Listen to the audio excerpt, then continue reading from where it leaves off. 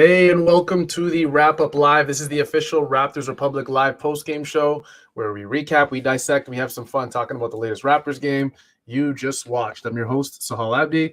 This show will be produced by Keon Haddad, all the way in the background. And tonight, I'm not going to lie to you guys, it was a little bit of a snooze fest. The Toronto Raptors defeated the LA Lakers 126-113. That brings the Raptors record to one game above 500, 13-12 on the NBA season. And I ask you this every single time, guys. I ask as politely as I can. If you love the Toronto Raptors, do us hardworking individuals at Raptors Republic a favor. Subscribe to the Raptors Republic YouTube if you haven't already, and the Rapcast podcast channel wherever you're watching or listening. Let's get into the game. So, notable injuries in this game. I mean, that was probably the headline that dominated. You had LeBron James out of the game, Anthony Davis out of the game, and those two guys did play the night before, Tuesday night. This is the second game of a back-to-back for the LA Lakers, and I'm just going to come out and flat out say it. If the Raptors didn't come out with a win in this one, I, and probably everyone listening, we'd be frustrated. We'd be a little frustrated. It was unfortunate that the Raptors made this look as ugly as possible, and we're going to get into the bad, which did unfortunately happen today. It wasn't, the Raptors did have control of the game the entire four quarters. However, it could have looked a lot better, in terms of the shooting efficiency, but we'll get into that a little bit later. We'll talk about the good to start. And like I said, the Raptors did win by 13. They controlled the game. The Lakers were shooting sub 40% all game, really up until the fourth quarter. They ended up shooting 42.5% to end the game. The Raptors shot 44%, but they did shoot 19 more shots than the LA Lakers. They shot 106 attempts, while the Lakers only attempted 87 shots. So you see where the discrepancy lies. The Raptors did hit 10 more shots than the Lakers, which is why you can see, of course, by the score, the Raptors won by 13. I think when you look at a game like this, LeBron's out, Anthony Davis is out, and for the Raptors, I guess when you walk into a game like this where you're not only the first stars out of the game, but the second stars as well, this has to be a bounce-back game for the Raptors. They are not coming off of a back-to-back. They got some rest last night. The Lakers did not. The Lakers are exhausted. They characterized LeBron's injury, his injury designation as soreness, which, LeBron's in year, 20, I think this is for him. Soreness just means fatigue. LeBron's not trying to play a back-to-back when he doesn't have to. And unfortunately enough for the Lakers, they are 10-13. They were 10-13 heading into this game. They are now 10-14. People forget that the Lakers did start the season off, I believe, 0-7, 0-8, something like that, something around there. It did not look pretty for the Lakers to begin the season. Lucky enough for them, they did have Anthony Davis essentially turn up into an MVP candidate in the games that he's played. He has looked like the Anthony Davis of old, but the Raptors were not going up against that tonight. And when you look at how the game started, funny enough, who would have expected anything more than the Lakers going down 11-0 to the Raptors until Russell Westbrook decided enough was enough. But enough wasn't enough because the Raptors piled it on. They led 39-31 after the first quarter, and then the second quarter outscored the Lakers 31-16. So at that point, they were up 23, and they just didn't give up the lead from that point forward.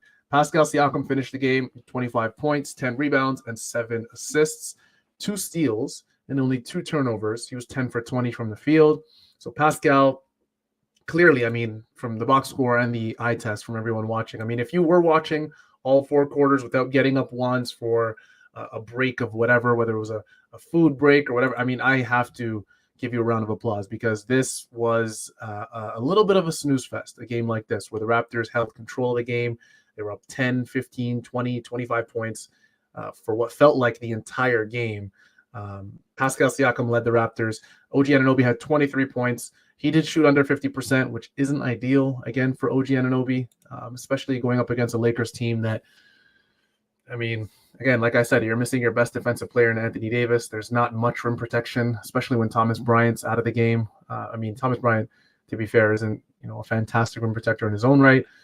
He does get a few impact blocks in the game, but you would like to see this be a bounce back game for the Raptors. Not even in the sense of they need to win by more than 13 points, or they need to not allow the Lakers to score 113.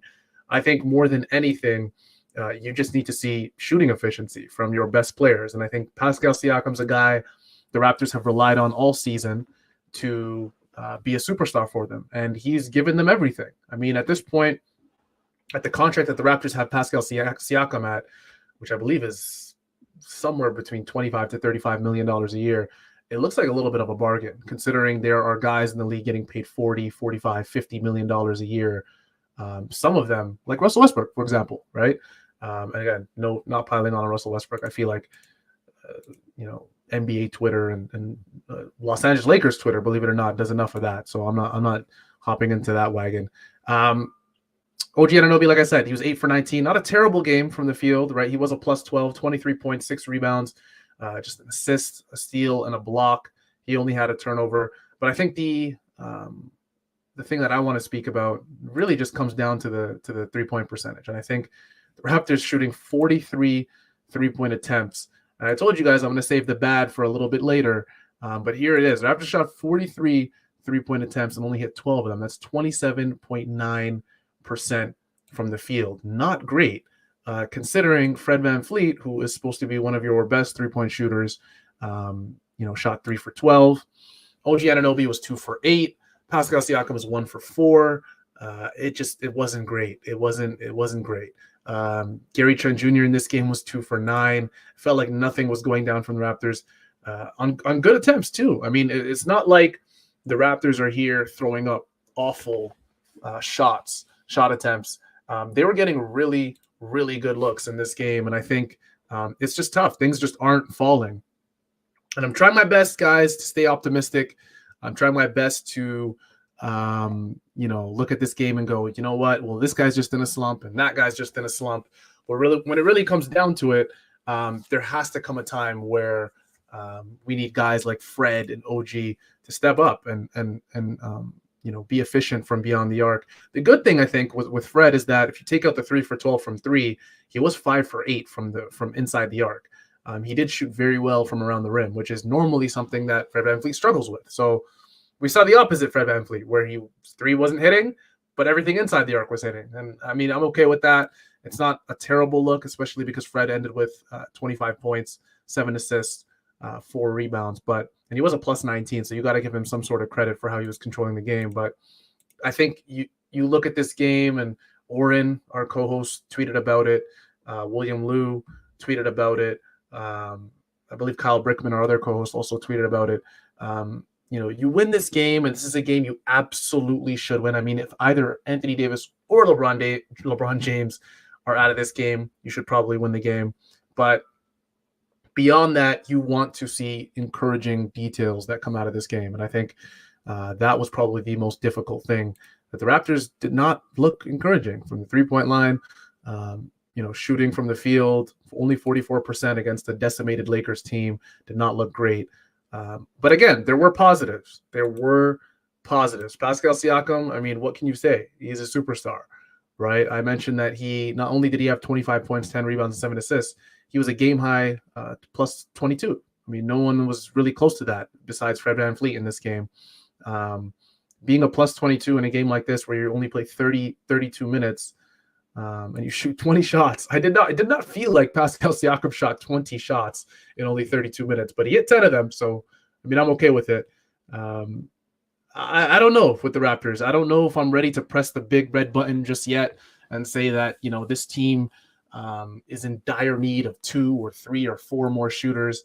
When you look at the Raptors' best players in Fred VanVleet, OG Anunoby, Pascal Siakam, and Gary Trent Jr. and Scotty Barnes, 3 of those 5 guys should probably be hitting 3-pointers at a pretty good clip in Fred, OG, and I guess you could probably say Pascal Siakam as well. He hasn't really been a liability from beyond the arc this season. But more than that, you look at Gary Trent Jr., those 3 guys, Fred VanVleet, OG Anunoby, and Gary Trent Jr., are guys that you look at and you say, we need high 30%, on a long sample at least, we need high 30%, low 40% 3-point rates from you 3. Pascal Siakam dominates at a level inside where you don't necessarily need Pascal to go 4 for 7 or 4 for 8 from 3. You don't even need him to attempt that many shots. But I think with Gary Trent Jr. and Fred VanVleet, their game relies on the three ball opening everything else up for them. So very difficult. Someone did mention in the live comments that we do have Otto Porter recovering as well. He is, career, I believe it's close to 40% three-point shooter. So, I mean, having Otto Porter obviously back would help a lot. Precious Achiuwa is a guy that, at least in the second half of last season, shot extremely well from the field. So you got to give Precious Achiuwa a little bit of leeway when he gets back as well. I'm not sure you rely on a guy like Precious to come back and just start barraging threes out of nowhere for you, but he's a guy that he can build off of what he achieved last year. He did shoot not that great in the first half of last season. I think the second half was a huge encouragement. I think he shot plus 40% from three. He was at 48% at one point. So, I mean, yeah, this was not a aesthetically pleasing game to watch by all means. It was a Lakers team that was hurt by injury. It was a Raptors team that's just trying to find their way. I mean, just one game above 500. We've mentioned on previous shows that the Raptors, they do not look like the Raptors that we are used to seeing, unfortunately, which is something that I think all Raptors fans can agree on. But now, I mean, there are some bounce back games. You have the Lakers, who you played tonight off of a back-to-back, missing their two best players. Friday night, you got the Orlando Magic. Sunday night, you have the Orlando Magic again. And weirdly enough, you have two, not back-to-back, but I guess Friday night, Sunday night, you have the Orlando Magic in Orlando. And then Sunday night, you would think it would be a home and an away and a home, or a home and away. But both games are in Orlando, which I'm not angry about. I mean, Orlando is 5-20 this season. I just found that out. So that's, I guess, two bounce back games the Raptors can come back from when you look at the schedule. But we'll get into a little bit further. But just on a short-term look, the Raptors do not look like the Raptors. And Aisha did mention in the live comments that the Orlando Magic just beat the LA Clippers. So, I mean, sure. Quick fact check. Let me quickly determine this really quick. They did. They beat them in overtime. Mo Wagner, 20 points, 13 rebounds, 116-111. Sure. I mean, I guess. So now Orlando's coming off of a win. So we'll see. We'll see what that game follows. But in this game with the Lakers, like I mentioned earlier, Lakers went down 11-0, and they switched to a zone later in the game. The Raptors found out, I guess, really quick that this zone is something that they struggle with sometimes, and that got the Lakers to cut the lead a little bit. And then second quarter, I guess they just found it out, and the Lakers kind of strayed away from the zone. They played man, and the Raptors just tore them apart in the second quarter. I mean, if you could extrapolate the second quarter to the entire game, I would be here talking about how the Raptors have turned the corner, even against, like I said, a decimated Lakers team. But I mean, we're just not there yet. The Raptors, unfortunately enough, did look like they struggled at points in this game. So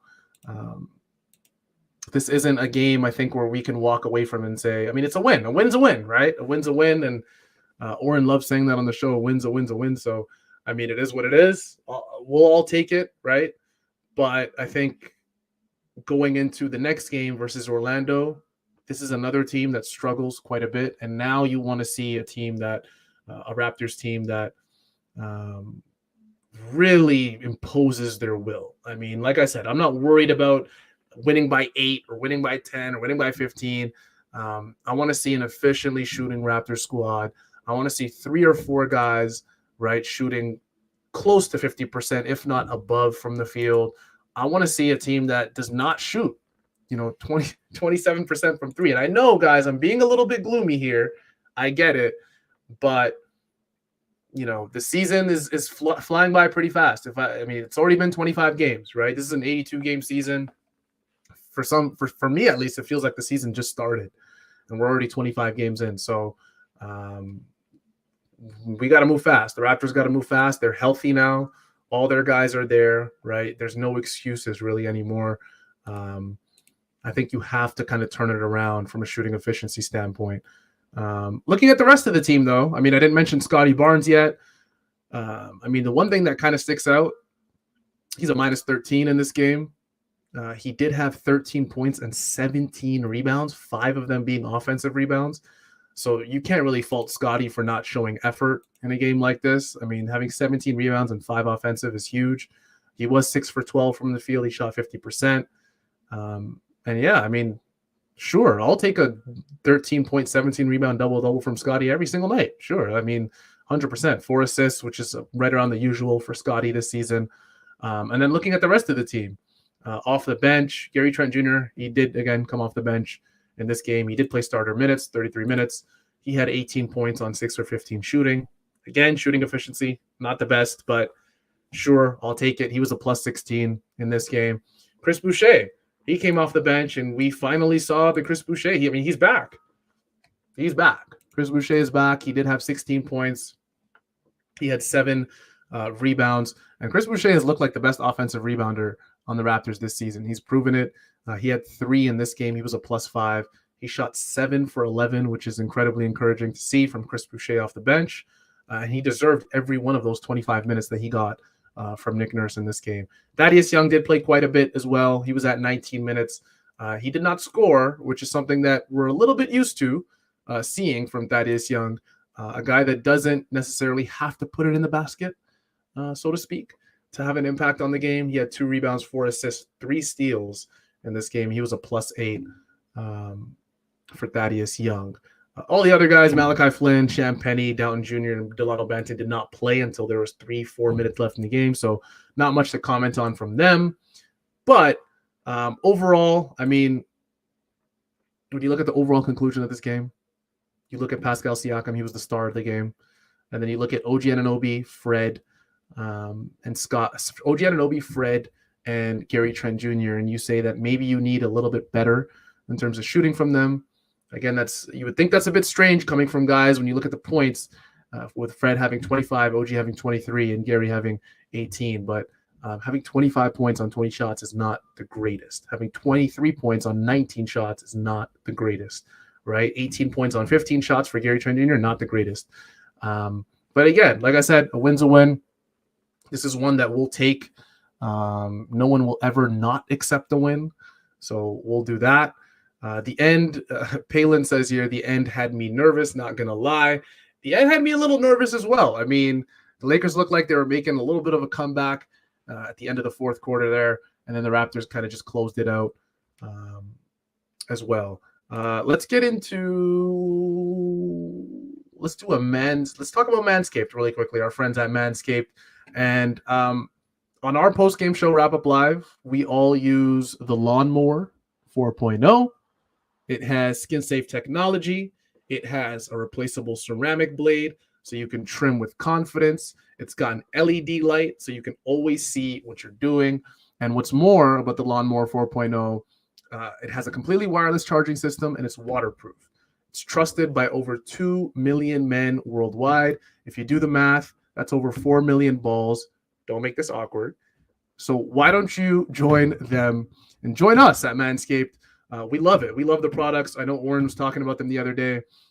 Manscaped uses all the right tools for the job, because when it comes to balls, you do not want to take any chances. And yes, I got the green light to say balls as many times as I want to during this ad read. Do not waste your money on these cheap blades from the dollar store down the street, your trusty gas station, or even your local corner store. Trust us at Wrap Up Live. It's not worth the risk nor the trouble to get those really crappy razors. We've all used them, guys. If you're listening, we've all used them, and we've all had issues with them. And plus, if you're skin sensitive like me, all Manscaped skincare products are infused with natural ingredients to soothe and protect your skin. I can personally vouch for it.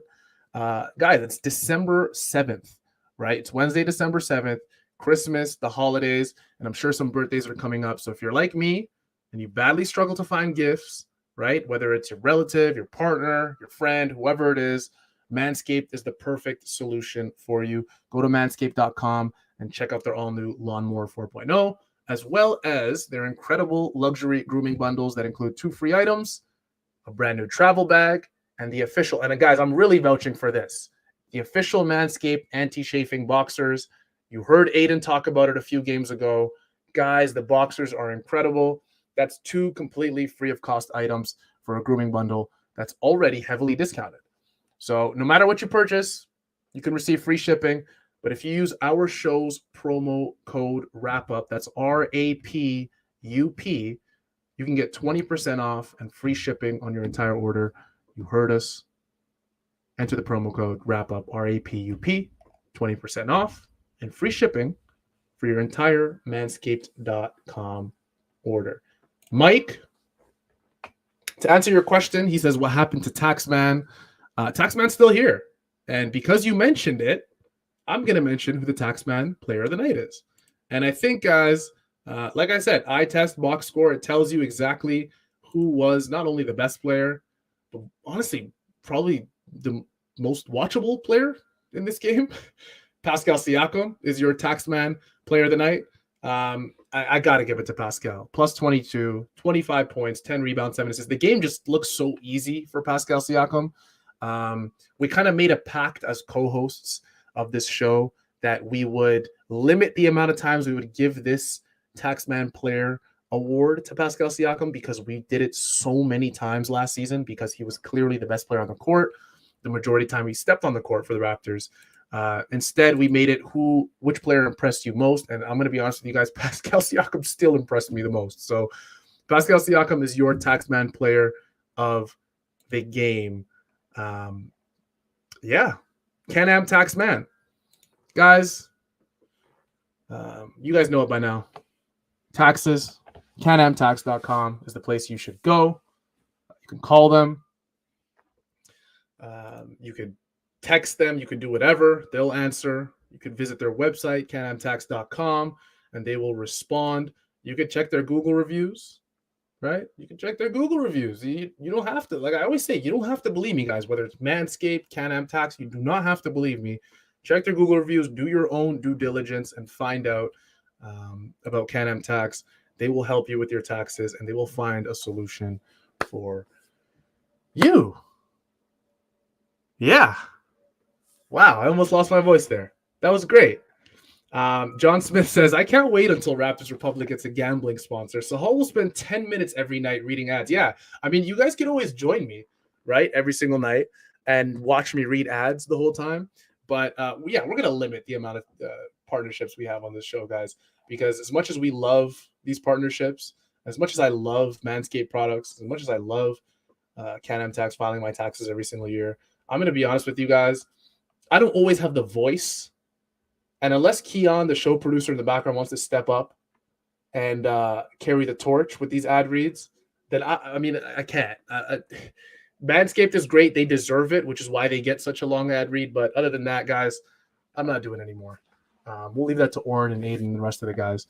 I think we'll wrap it up, guys. I know this is a little bit of a shorter show. We talked quite a bit about the Lakers. Talked quite a bit about the Raptors. The Lakers didn't have, honestly, much to talk about. I know you guys don't want me to go into a long soliloquy about Dennis Schroeder and Austin Reeves and who else is on this team? Tony Brown Jr. and Max Christie and Kendrick Nunn. Not a lot to talk about, but that'll do it for me tonight. I really appreciate you guys showing up. It's Wednesday night. You guys do not have to be here, but we obviously have such a great family here at Wrap Up Live. And before you guys leave us tonight, I need you to like the video if you can. I mean, it's not much. It's just a click of the button. We need you to also subscribe to the Raptors Republic YouTube as well as our podcast channel. You can search Rapcast in any podcast app and you will find us. This was the Wrap Up, your official Raptors Republic post-game live show, where tonight, I know, guys, it was a little bit gloomy. Your Raptors defeated the LA Lakers 126-113, bringing the Raptors record to 13-12 on the NBA season. Guys, I just have very high hopes for this Raptors team. And I mean, 25 games in, not exactly where we want to be. I'm not giving up hope at all. I do think the Raptors will turn around. I do think confidence is going to start soaring very soon. But what I will say is, in this game particularly, you wanted to see a little bit more from the Raptors. Good thing is, like I said, they're playing a 5-win, 20-loss team, or I guess 6-win now, 20-loss team in the Orlando Magic on Friday night, which should be fun. I mean, it should be a bounce-back game. We'll see.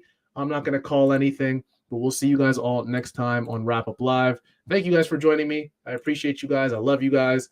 And, yeah, that'll do it for myself and my show producer, Keon Haddad. We'll see you guys next time.